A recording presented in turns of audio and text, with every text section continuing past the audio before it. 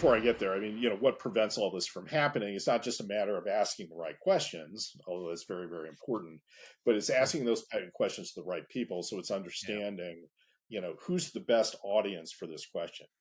Yeah. Here's another little aside that I use all the time.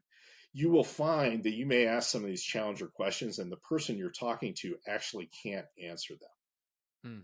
What does that tell you as a salesperson? You're probably not talking to the right person. That's right.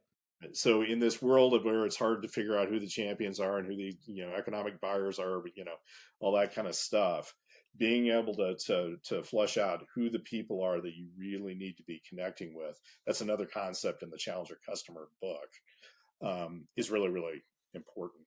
So Well, and I think right. salespeople need to do that more. They need to do Oh that yeah, more. exactly. You Mhm. know, I used to have a mindset where I would ask a question knowing that that person couldn't answer it because I knew they would have to get somebody else involved in the sales cycle. I wasn't Mhm. doing it to make them look bad or anything. It's just they wouldn't have had that expertise. It's okay.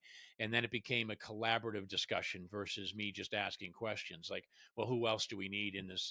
Who else can help us, Mhm. right? That's the key. And it becomes more collaborative, making that connection, and now you're both invested in the discovery process. I do want you to talk about that. I believe the discovery process is collaborative.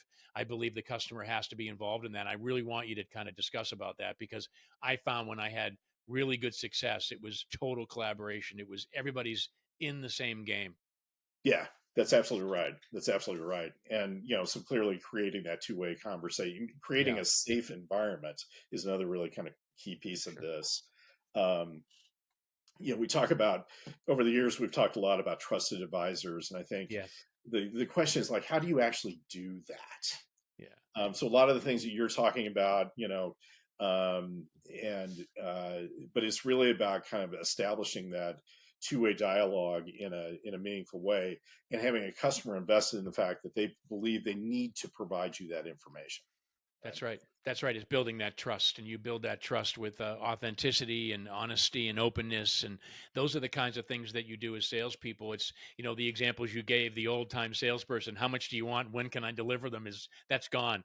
Yeah. You've got to have that deep connection now, and I think it's really important. And yeah, so my good friend wrote a book called Noble Selling Purpose, which really dictates that what you just said.